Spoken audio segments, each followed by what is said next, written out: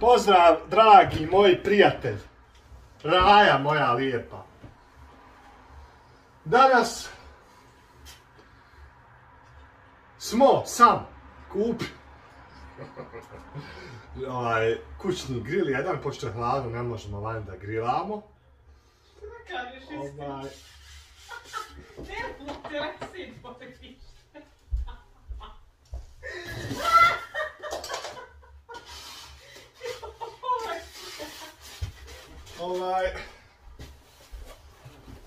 Ovako dođe upakovan, nisam mogao čekat.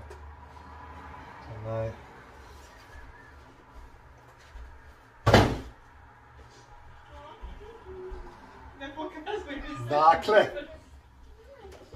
ovdje ima kabo jedan, koji je namijenjen za ovaj grill. Kabo. Ja ovo pomaknu fino sve. Sad se to neće sve vidjeti točno. Uključimo ga ovdje, to se zna, to nije bitno lup.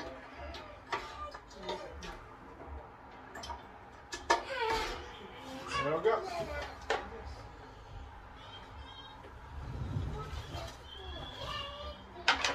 Da ovo malo sam spustim.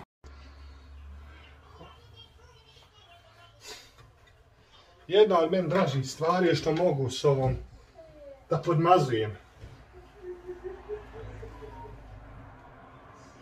Ono dođe ovdje čudo, stavite ovdje ako hoćete, ujebote sprši se, uff.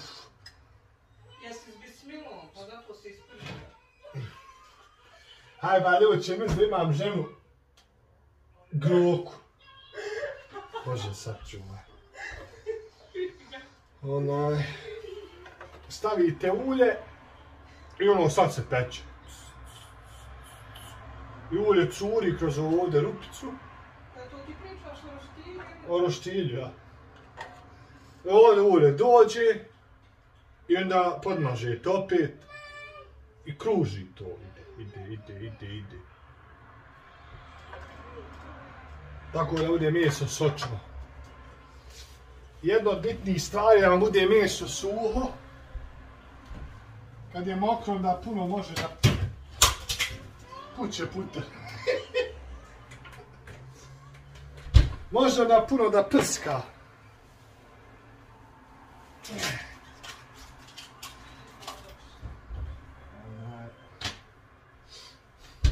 Ja ovdje imam fileta, možda 1 kilu, možda kila. I kriladi. Ili ti ga krilcadi. Kriladi je bolje, kriladi. Sad ću ja to, znači, da izrežem, pripremim, pa ću onda navikati tu bude govorilo. Evo ga. Stavio sam da se lagano peče.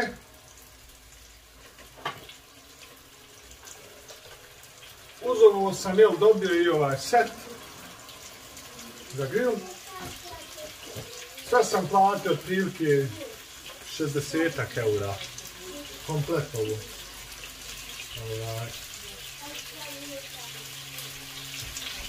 Vidit ćemo na kraju balade kako se ovo izgleda.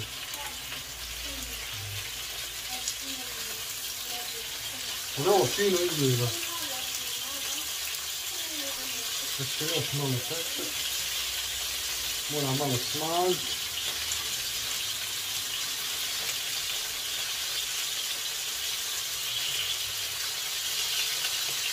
Gljive, povrće, paprika, meso, sve ide okej.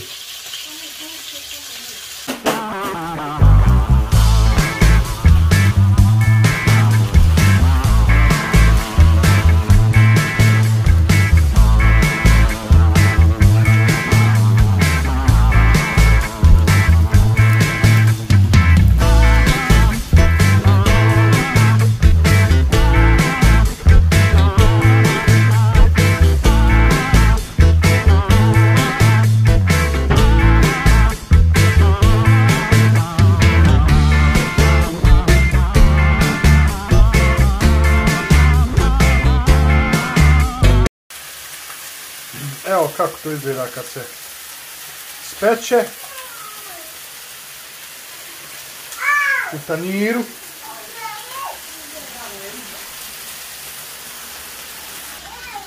Skontao sam da je bolje bez ulja.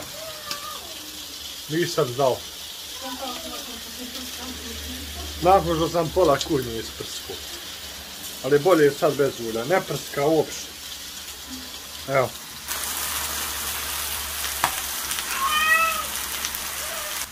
Puno je bolje. Eto.